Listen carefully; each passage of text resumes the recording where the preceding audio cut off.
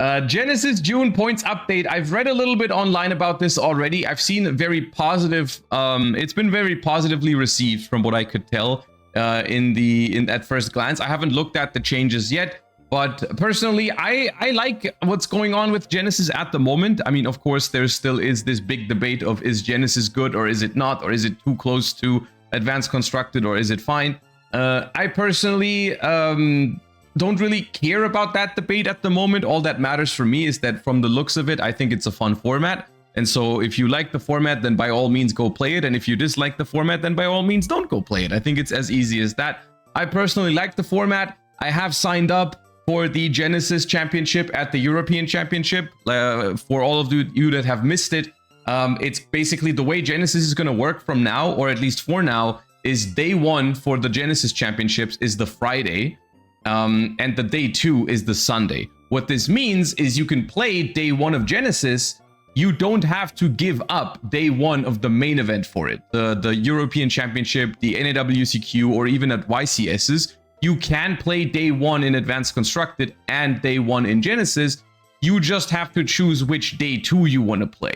And I think that's a great way to promote the format and a great way to get people to try it. Because they have great pricing, because it's the same pricing as the main event, and you don't have to give up playing the main event for it. So basically what you can do is you can just play both day 1s, see which one you do better in, see which one you make day 2 in, and that's going to be what you do on the Sunday. Now, the only problem arises, I suppose, is if you make day 2 in both tournaments. Let's say you make day 2 in Genesys and day 2 in the EUWCQ. Yes, you have to choose on Sunday, but that's like kind of like a first world problem. Like, oh, I made day 2 in both tournaments. What do I play? Well, you just play the one that you think you have a better chance in, or the one you enjoy more. That's fine. But you can still try both, right? And for a lot of people, the more likely outcome is that they make day 2 in one of them, but not day 2 in the other. And then that gives them something really cool to do on Sunday either way. And I think that's awesome. So yes, I have signed up for the Genesys Championship at the EUWCQ. I'm going to be playing it on Friday. And so let's take a look at what's changing in the format until then. With YCS Columbus under our belts, featuring the first Genesys YCS main event and a bunch of OTS events, especially during the Genesys celebration, we have enough data to do the next Genesys points update. Side note, in terms of OTS data, it looks like Genesys is a very regional format, much like the game was back in its very early days, and it's fascinating to watch it evolve all over again like in the early 2000s. Previously, we did a preview article before each point list, but last time there was a lot of speculation panic that was excessive, so this time we're doing the points update and the companion article at the same time. Okay, I like this. I think having the explanations and the changes side by side immediately, it just makes sense. Interesting thing to note here, Genesys being a very regional format. Personally, from the comments I'm getting about Genesys format, I think this is true, because one thing I hear very often is that Genesys, or people's enjoyment of Genesys, very, very often depends on if there even is an opportunity to play it, right? And that makes sense. You know, there's no point, there's no, like, it doesn't matter how good the format is if you don't have a place to play it. And for Genesys, I've been getting a couple of comments where people are saying like, yeah, I would like to try it, but I just don't have an opportunity because near me there is no tournaments being hosted. And then other places, they don't have that problem. Like my locals, for example, was doing or is still doing Genesys only once a month, but they are doing Genesys. So I do have opportunities to play it. And whenever I went, I had a good time. And I think that's cool. But of course, it sucks if you're not able to play it. I don't know if that's exactly what they're referring to here. But of course, I think popularizing a format like this is going to take a while. But it needs to be a good format, but even if it is a good format, it needs to, like, it's going to take a while for people to realize that, and also for people to even be willing to try it. I think the thing that I mentioned earlier about the main events or the Genesys events happening now, day 1 Friday, day 2 Sunday, I think that is a huge step towards the popularity of Genesys format, because that's going to give advanced constructed players a chance to try the format without having to give up the main event for it, right? I think it's going to be, just for me at least, it's going to be a very natural thing. If I'm traveling to a YCS, just play Genesys on Friday. Why not? Like, I'm there anyways. It's basically got the same prizes as an advanced constructed YCS. So let's just play Genesys on Friday. Why not? And if I make day 2, well, that's a good backup plan to have for Sunday. If the advanced constructed main event doesn't go as well as I would like it to, I can play Genesys on Sunday, and I think that's cool. But anyways, the distribution of decks at YCS Columbus was a lot more spread out. The most common decks were Red Dragon Archfiend, Monarchs, Doomsday, Dark Lords, followed closely by a cluster of Radiant Typhoon, Clown Crew, Magnet Warriors, and Mimikghoul.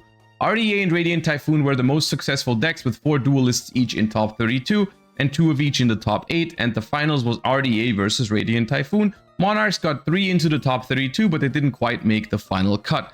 Now, this is, I think, one of the second big thing about Genesys format that I think is pretty hard to deny, which is that Genesys format does still allow a lot of more modern archetypes to see play, right? Like a lot of these decks that we're seeing in Genesys format at the moment, now they are receiving points as it sounds here, but still, the decks that are good in Genesys format are still decks that are, well, maybe not good in Advanced Constructed, but they are still decks that have gotten new support recently. So I would say Genesys has evolved into something that it wasn't originally promised as, and I think that is something that some people have a problem with, and I think that's valid.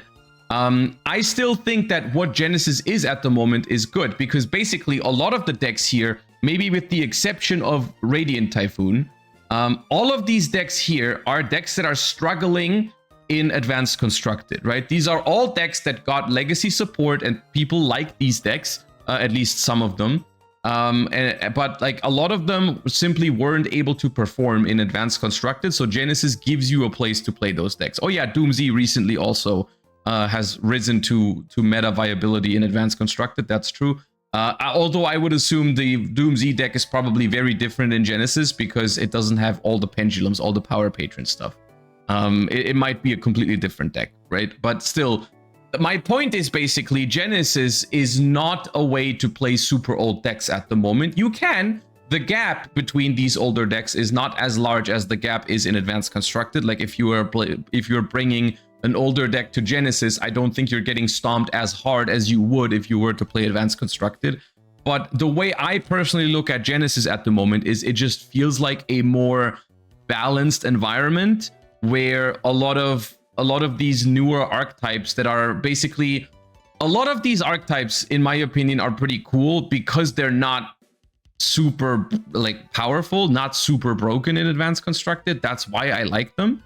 But that's also why they're not good in Advanced Constructed. But Genesys does give you a place to play those decks at a more, you know, essentially, to me, Genesys format feels like modern Yu-Gi-Oh, Advanced Constructed Yu-Gi-Oh, but less broken, if that makes sense. And I think that's good. I personally like that. I very often, you know, when you hear me complain about certain things in Advanced Constructed, it's often because, you know, certain things are just way too broken. And auto winning and non-games creating, and to my personal experience, I think that is happening less in Genesys format. Like you're still playing modern decks, but you're playing more games. There's less non-games in Genesys from my experience, and feel free to weigh in if you've played Genesys yourself and tell me what you think about that. But personally, I've just experienced less floodgates in Genesys, less auto win boards, more engine versus engine, not. And I want to clarify, not zero. There's not been zero floodgates. You know, there have been issues where I've gotten turn skipped by Rongo in the early days of Genesys format. It was not zero, those issues, but they are less than in Advanced Constructed, is what my experience with the format was. But yeah, feel free to let me know what you think about that. And I personally think that's good. I like that. So yeah. RDA and Radiant Typhoon were the most successful decks. Oh, we already read that. As always, we're clumping the cards into similar groups for discussion, but first, some top deck adjustments. All right. Crimson Blade Dragon from 0 to 10. Power-Wise Dragon from 5 to 6. So that is decent point increases for Radiant, for Red Dragon Archfiend. We got Dark Lord Jehudi going from 0 to 5. I don't know if this is a 1-of or a 3-of in Dark Lords, but in pure Dark Lords, it's probably a 3-of since it's the one that searches when it goes to grave. You probably play more of it. It's a great fusion material / discard. And also I think, wait, no, Jehudi is the starter. What's the Gulgule is the one that searches. Yeah, my bad. So the starter goes 5, so that is basically 15 points added. Eidos is going to 5. Mimigul Dungeon is going to 5. Radiant Typhoon Corsair goes from 0 to 7. It's kind of crazy this card was unpointed. But yeah, those seem like reasonable point adjustments for these decks without killing each of them. At least I don't think it does kill those decks, but it still is a pretty decent increase for these cards. Individual card outliers. The most played card in the tournament was Illusion Gate. Yeah, this one's crazy to me. That they haven't pre-pointed Illusion Gate. With 56% of all players using at least one copy. And I'm gonna be honest with you, if Illusion Gate wasn't somewhat expensive, I think this number would have been even higher. One copy isn't shocking since it can only apply its effect once per duel, but about 12% of the field had 3 in their main deck. Okay. Other popular removal cards included Dark Hole, 20% of Duelists, Ultimate Slayer, 14%, various Kaijus not named Gameciel, and Final Bring. Wait, did they point Gameciel but not the other ones? Did they really point Gameciel but not the other ones? Okay. That seems weird. And Final Bringer of the End Times. Gameciel, on the other hand, being the lowest attack kaiju, was 6 times as common as the next... Oh, never mind. They're just splitting it up into categories. Okay, we've debated whether to consider kaijus on a name-by-name basis or treat all kaijus the same, but for the time being, we're considering them as individual cards, so only Gameciel gets tagged, and we'll see how things shade out from there. I'm gonna be honest with you, that doesn't make sense. That doesn't make sense. Playing Gameciel over like the 2200 kaiju over the 2400 kaiju, for example, over Kumungus, is only a very small optimization. If you only put 1 point on Gameciel, people immediately stop playing Gameciel and play the other kaiju. Realistically. The only argument to point Gameciel is if there was a deck out there that actually uses it for its on-field effect, which is actually quite broken. If you didn't know, it's basically infinite Omni Negates if it's paired with the Kaiju field spell and it has enough counters. So in theory, there's a world where that sees play at some point, but so it does make some sense if Gameciel actually saw play in that way. I haven't seen anyone play it that way, but okay. It is also level 8, it helps some decks. Yeah, but there's other level 8 kaijus that you can play instead if you care about the level, right? Like basically what I'm saying is Gameciel is literally just very, very marginally better than the other kaijus. So if you put points on Gameciel but not on the other kaijus. Also, just in general, this is the one thing that I'm not sure how I feel about with Genesys format, is that like, I think just because a card is popular does not necessarily mean you have to point it. I personally think that with Genesys format, I feel like they are trying to promote a certain way to play the game, and some cards could be just considered healthy in this sort of environment and should be allowed to be played. Like, a card being popular is not always a bad thing. A card being popular is only a bad thing if it does something that you don't think is balanced, right? If a card, like for example, an example for this that I do understand is very polarizing and not everyone agrees on this, but an example for this is in advanced constructed format, Fallen and the Virtuous, for example, is a card that, in my opinion, is incredibly powerful and incredibly popular, but it does promote healthy gameplay. So I personally don't want Fallen and the Virtuous to be hit, right? Just based off popularity is how I feel about that. And I know not everyone agrees on this. Some people are like, no, the card does too much, it should be hit, which is a valid point. But I personally don't think that's the case. SP Little Knight is another example of a card that is extremely powerful and extremely popular, but I would never say it should be banned because I think SP Little Knight is a healthy interaction. And I think if cards like that are popular, that's a good thing. You know, I want these cards to be popular because it speaks loads about the state of the format. I feel like every format where you can play Fallen and the Virtuous and you're not forced to play like 25 hand traps or the most powerful board breakers in the game, if you can play a 1-for-1 removal card that creates some follow-up, I think Yu-Gi-Oh is at a good point.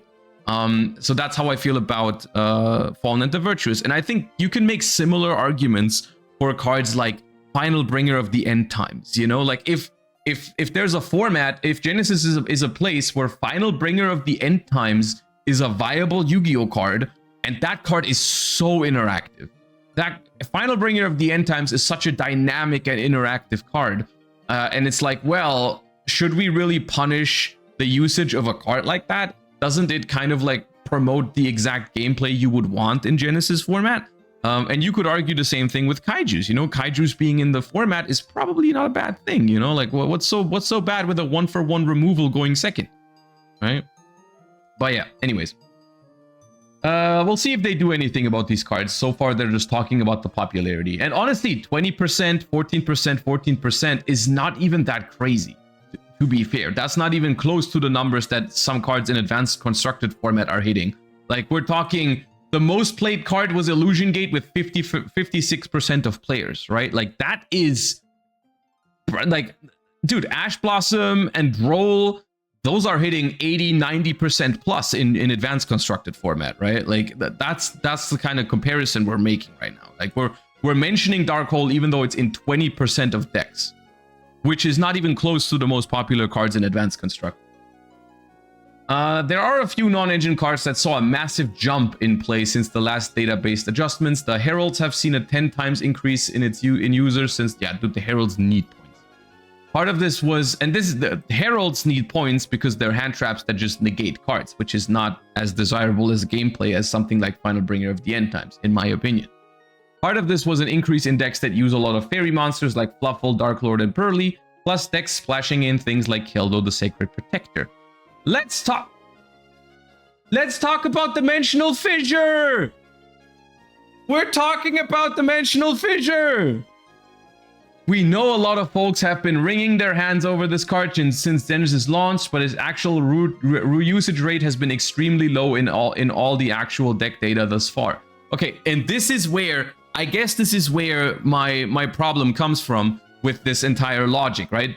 At the moment, it seems like they are basing their decisions very, very heavily around popularity of cards, right? We already talked about it in this sense of pointing cards that are popular, and we're also, this is the opposite basically. They are not pointing some toxic cards just because they're not popular. But the problem is, here's the thing, right? 14% Final Bringer of the End Times is completely fine. Even 10% or whatever of Dimensional Fissure would not be okay. Even if I'm playing against Dimensional Fissure only 1 in 10 games, it's still a problem. I'm down to play against Final Bringer of the End Times in every single game. I don't care. Have my opponent, like if this card has a 100% play rate, I don't give a shit because it's a fine Yu-Gi-Oh card. So legitimately, just I think they need to move away a little bit from this just popularity standpoint. Like it's not just the popularity that, you know, you need to look at, and you need to talk about like, hey, what kind of gameplay should Genesys format have, and do these cards have a place in it or not? Even if it's a very small popularity, still, please, like it's a floodgate. You've done so good with hitting all the floodgates in Genesys format. Why is this one allowed to run free? So the way a card plays, I think, often is more important than how often a card is seeing play. But yeah, the usage rate has been extremely low until YCS Columbus. At Columbus, the most reviled card in the format finally had an event where its reputation and its registration numbers starting to align. Though even with a massive spike, it still didn't reach 20% of all decks. And that's the thing, like 20% of all decks. That's another thing. Also, you need to measure these cards in different ways. Dimensional Fissure is a card that naturally is going to see a lower play rate than Final Bringer of the End Times, for example, most of the time, because it's not as generic, because not every deck can use it. Basically, what I would be interested in is how many of the decks that can play Dimensional Fissure did play Dimensional Fissure. And I think that number is extremely high in Genesys format. Right? Because if only 20% of decks play Dimensional Fissure, that's not because it's not a good card. That's because there's probably a lot of decks in the format that just can't, right? And as a result, the same thing with Dimension Shifter. If there's a card that every deck that can play it plays it, and it's a floodgate, that's a problem. Because that basically means the card has like 100% play rate in the decks that can use it. Like up here, for example, I'm pretty sure Dark Lords and Red Dragon Archfiend cannot play Dimensional Fissure. right? I'm pretty sure they cannot play it. I think they need the graveyard pretty heavily, and Monarchs might also need the graveyard with their monsters. And so it's like, okay, right, these decks in the format that are currently popular, they can't play Dimensional Fissure. So the play rate is low, so we're not hitting it, is not a great logic, because every like Radiant Typhoon deck that doesn't care about Dimensional Fissure is spamming it. And that still is a high play rate for the card, because it's not a card that can go into every deck by default. So yeah.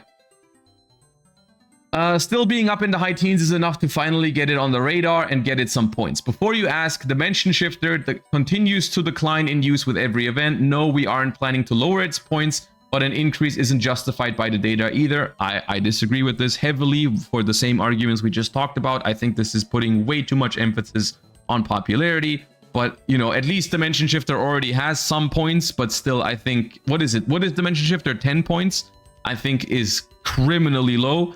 And I think a card like this has literally no place in Genesys format. I think if Dimension Shifter has a 1% play rate, that's too high for this format.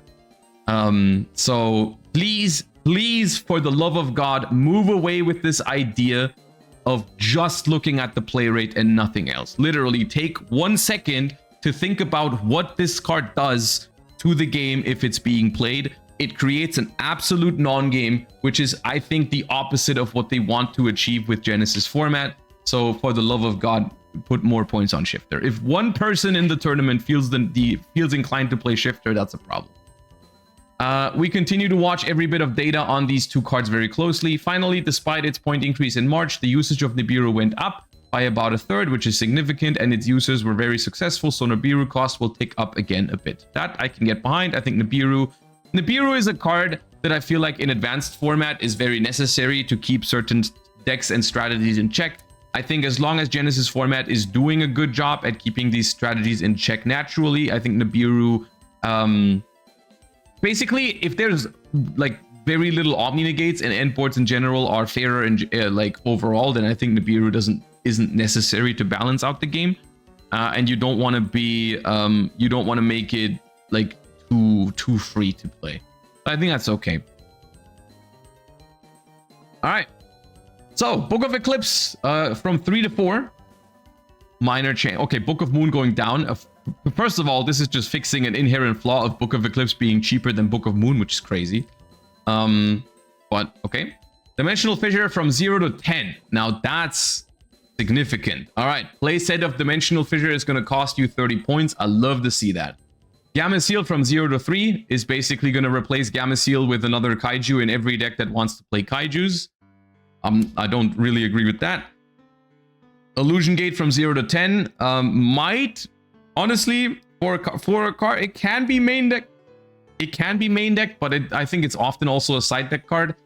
In the side deck, you're not going to spend like 30 points on Illusion Gate, but it can be played as a one-of.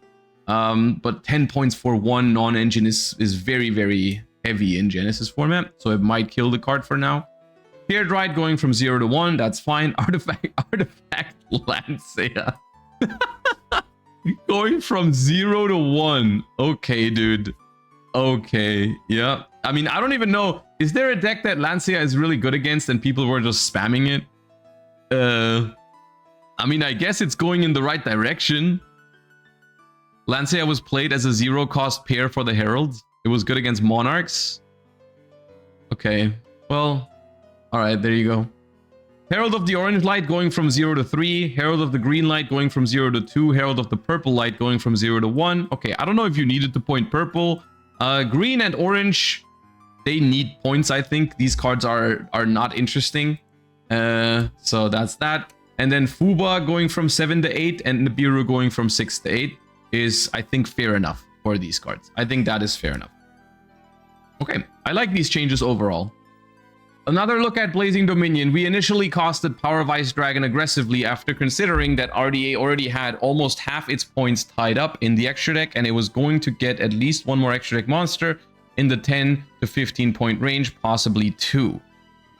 Yeah, I mean, RDA is getting overframes eventually, right? And so the deck is going to get even stronger, but it's also going to get more cards that are going to gain some points. After watching the deck storm through the YCS like the master of Faster himself and looking at the numbers, Power of Ice Dragon was only slightly low, but we need to make RDA pay for Crimson Blade Dragon as well, so it's getting some points. Now this I think is good. I think, like, in the grand scheme of things, this is still something that Genesys format has over Advanced Constructed, is they do very, very often respond faster to meta trends and meta development, simply because they have the freedom to post more frequent updates to Genesys format. I think that is an incredibly good thing. Still, I think in the future, at least for, I think, community perception of Genesys format, I think it would be helpful if they went just a little bit more aggressive on new cards. Because I think people don't like it when there's just a new deck that's completely taking over the format. And now, completely taking over is not really what happened here. It didn't completely take over the YCS or anything, but I think toning down the new stuff just a little bit more to make sure that, you know, you can still play the older stuff a little bit more competitively, I think would be good. And honestly, I personally would rather, and you can let me know if you agree, but I personally would rather have a new deck getting like slightly higher pointed, and then if it doesn't see play, they go down a little bit, than the other way around, because that makes sure nothing breaks the format, nothing becomes too powerful too quickly.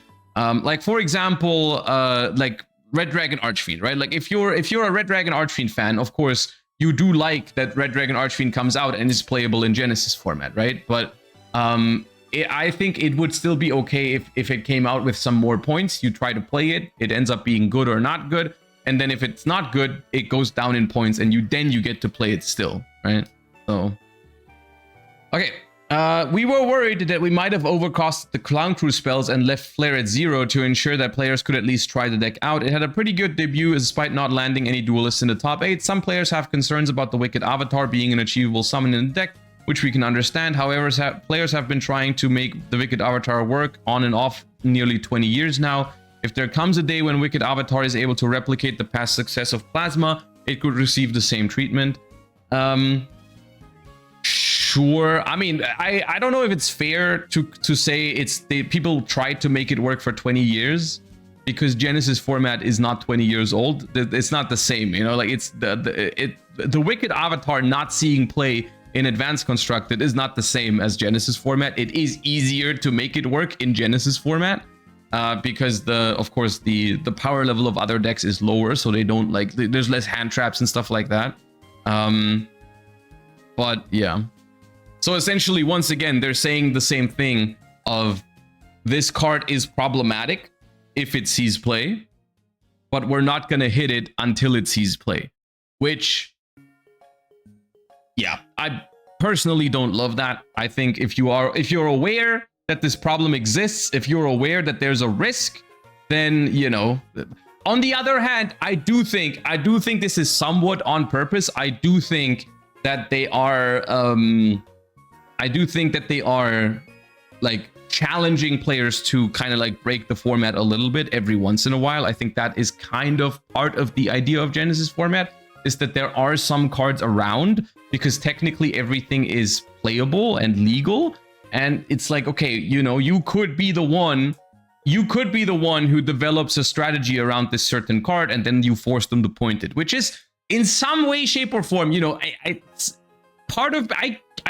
get it. To an extent, I get it that could be an appeal to the format. That like some cards are out there and they're just waiting for someone to break it and be the one who does it.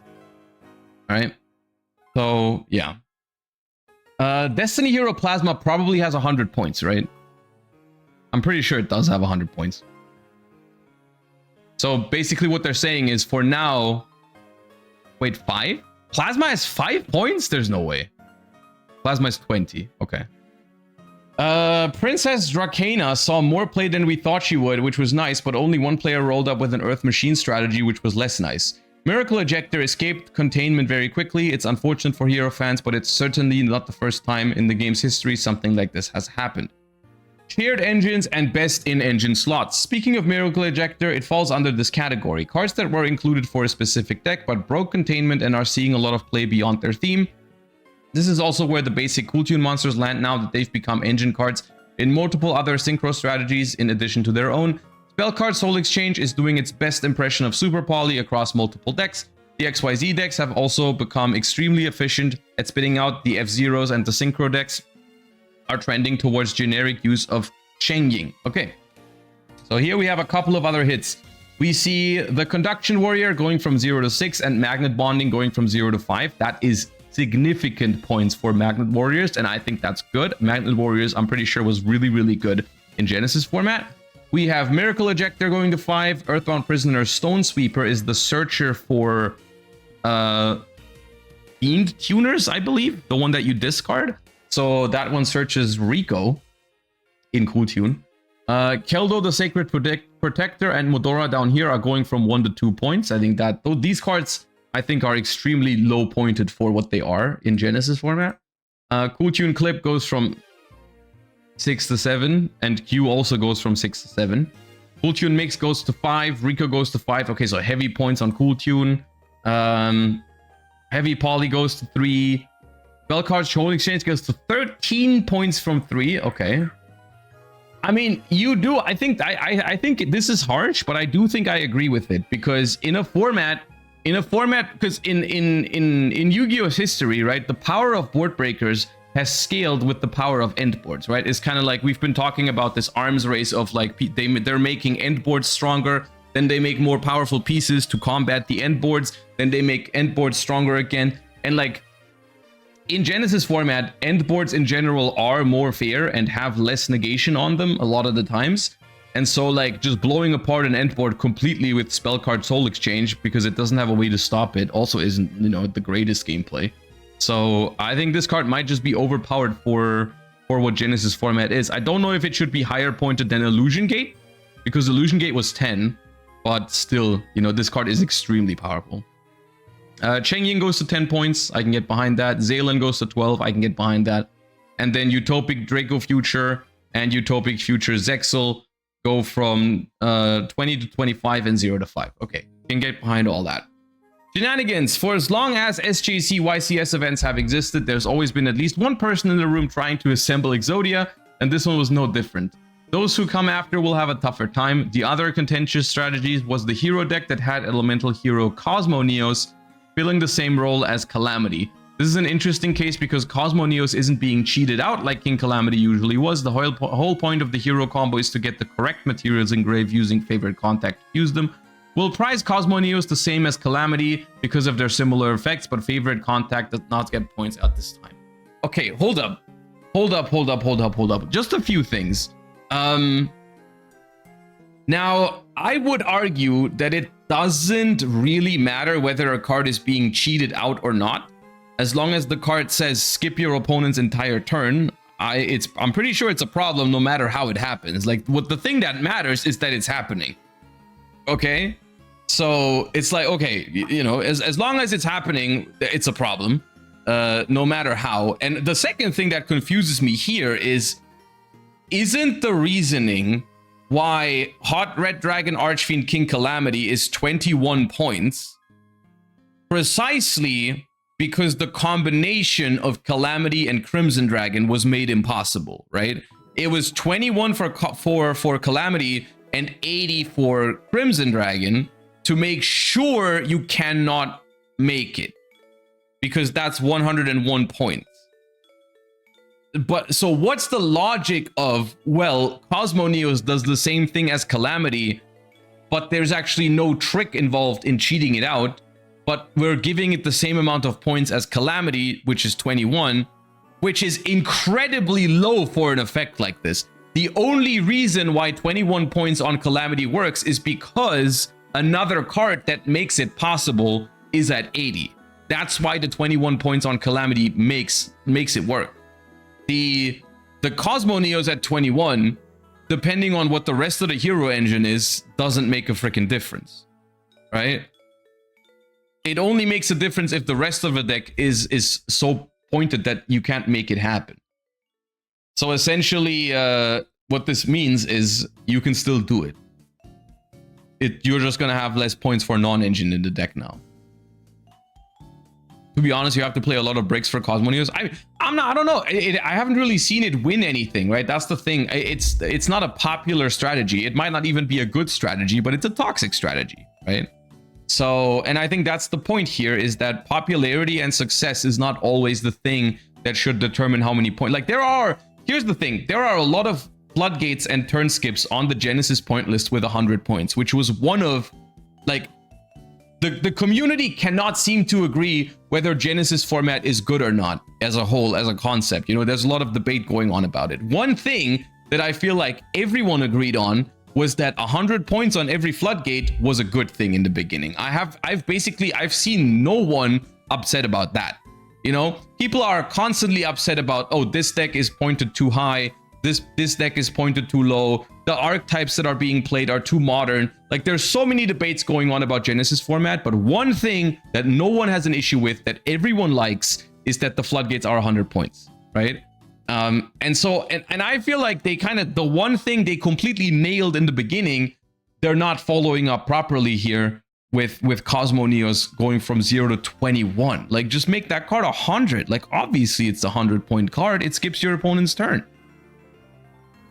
So yeah, and it's just like, I feel like the initial, like, in the beginning, there was a lot more focus on what the format was meant to be, and now it's all just data and popularity, and it's like, well, actually, you know, people are summoning this card properly and it's not that popular, so we don't have to point it that high. Like, come on, just give it 100. No one's gonna be mad about that. So yeah, what I'm asking myself also, when we're having this argument about Dimensional Fissure and Dimensional Shifter, like, what do we gain from this? Like, what's the point? Like, yeah, technically you're correct. The cards are about 20% popularity. You don't have to hit them if you're coming from that standpoint. Like, but what are we arguing about here? Like, Angel 07. Yeah, Angel 07 is 100 points. Well, like, clearly you had the right idea in the beginning. But now we're arguing about popularity on Dimensional Fissure and Dimension Shifter, and the fact that Cosmoneos is healthier than Calamity because it's not being cheated out; it's actually being summoned with the proper materials. Like, come on. All right, Galaxy Eyes Tachyon Primal going from 0 to 5, X-Shell going from 5 to 7. Okay, so more Dark Lord hits. Inferno at Evil going from 0 to 7. Magical, okay, these are all hits to the Exodia deck, I think. Magical Mallet, Subspace Battle, Chicken Game, Upstart, Into the Void, just making it harder to draw your deck. That makes sense. I think that's good. Decks almost no one registered. Plenty of people were running Chengying as a generic synchro, but no one was actually playing Social as a deck. So we've done a bit of oh, these are the point decreases. Okay. Union Hanger has dropped again as well, and there's a bunch more. There's been an ongoing culling of the points from the original launch list, but we're being cautious because we don't want to insert a poison pill into the format by accident. This culling pass is more aggressive though, so we're being aggressively cautious. All right. Big Welcome Labyrinth from 20 to 15. Change of Hearts to 6 to 3. Crystron's going down in points. Dark End going to 0. That might make a solid card actually. Denglong going from 20 to 10. Okay. Dragonic Diagram going from 15 to 10. Dragon Maid Tidying going to 1. Dragon's Light and Darkness going to 1. Duality going to 1. A little more interesting. Philia Regis going to 7 points. Fire Kings reducing some points. That was previously a good deck in the format, so that could be relevant. Foolish Burial going to 25 points. I like this. This is one of the things that I said earlier on in Genesys Lifespan. I think generic cards and generic searchers should be lower. This was one of my core arguments in the beginning, is I like when generic cards like Foolish or Rhoda or Fields or Terraforming are lower points.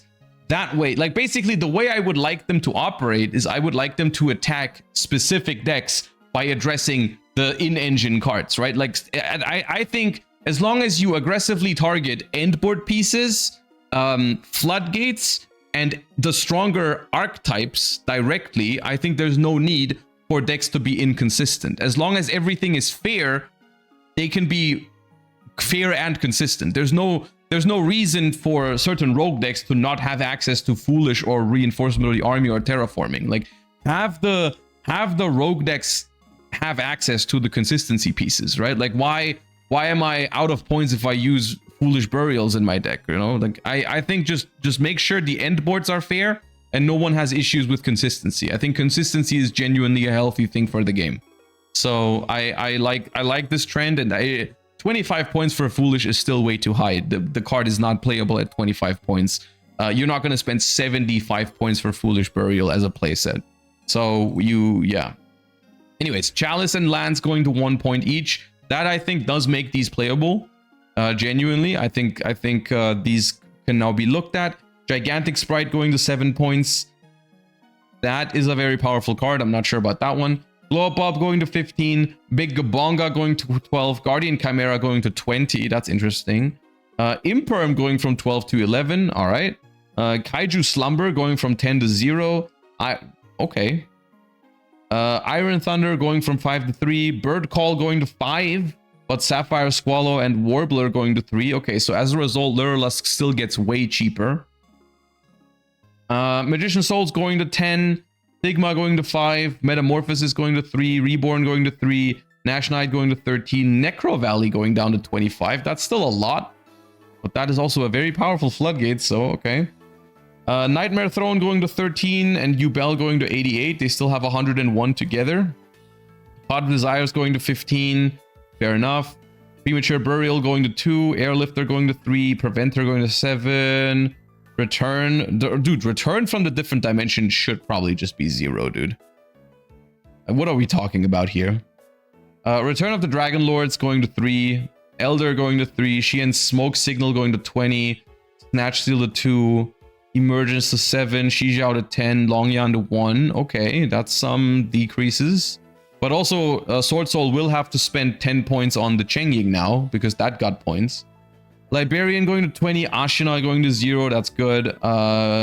Union Hanger going to 5. ABC could actually be a thing. Lulu going to 0 for Virtual World. Okay.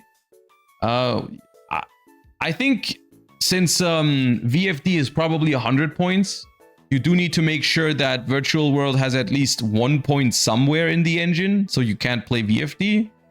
But, you know. Welcome Labyrinth going down to 15. Okay.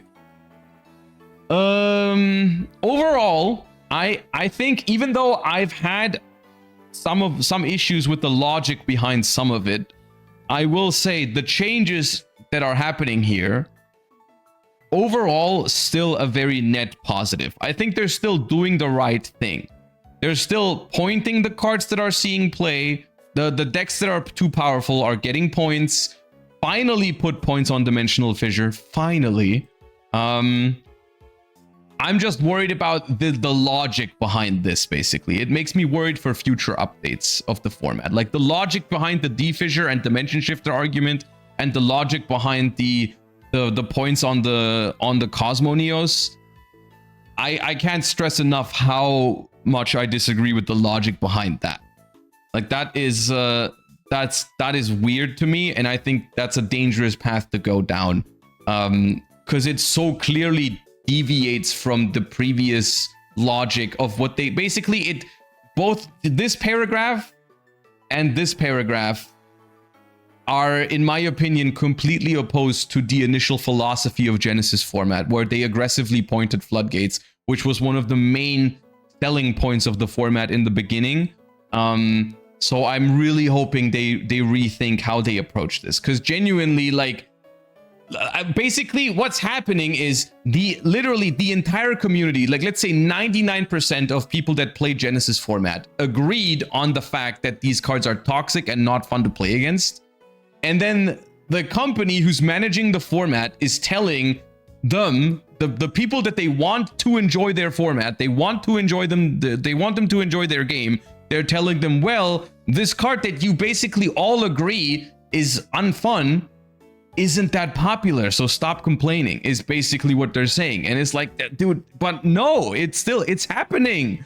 Even if it's only 20%, even if it's only 10%, even if Shifter is declining from 15% to 10%, like I still have to deal with it 1 in 10 games or something, and it's not necessary, you know? So it's like what are we doing here? You know, like everyone agrees. technically. So come on, just do it. It's not that hard. Everyone's gonna like it. Okay, anyways. The changes that are happening here still, besides ignoring the logic of some of these, the changes are still good for the most part. I think Shifter should, I think Dimensional Fissure should have been higher. I think Macrocosmos should have gotten points alongside Dimensional Fissure, and I think Shifter should have also been increased, you know, and Cosmoneos should have been put to 100. Other than that, I think it's a pretty good update. Overall, it's still a really, really good update. So, yeah. Why did it take so long to get a data-based point update? We don't want to base changes entirely off data from OTS events. Players use these events to experiment with new strategies, practice for big events, and just generally mess around and have a good time. We think that changing things up before there's even a chance to try out what you've been working on at a big event would leave a bad taste in your mouth. Okay, that's fair enough. If we were players, we certainly wouldn't want to have to restart our tournament preparation based entirely on the results of locals, but we do think that as long as there was at least one big event, it's fair game if we couldn't personally attend that event. There was an unusually long amount of time between major Genesys events this time around, largely because there were no Genesys main events at the Team YCSs, and the March-April slate were all team events. This shouldn't be an issue anymore now that the big top events have begun. In the future, there will be plenty of months where there are multiple YCS events and Genesys regionals between adjustments, and we can be even more precise in our changes as a result. Okay. The next points update will coincide with the Chaos Origins premiere events and will include cards introduced in Chaos Origins and Battles of Legends Glorious Gallery. Honestly, this is something they should just set this as a standard. Like with every single set release, there should be a small Genesys point update just for the new cards, right? I feel like with every single new set, whether it's Glorious Gallery or whether it's a core set like Chaos Origins, whenever there's new cards printed, there should be an update to the Genesys list, right? I think it only makes sense if they do that. So yeah,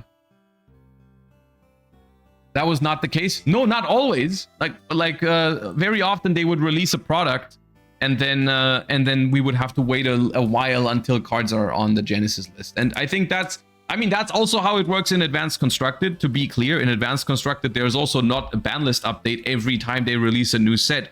But Genesys format obviously operates at a much lower power level, or is supposed to operate at a much lower power level as Advanced Constructed. So cards that are being released to see play in Advanced Constructed format, I feel like it's obvious that some of them need points immediately in Genesys format.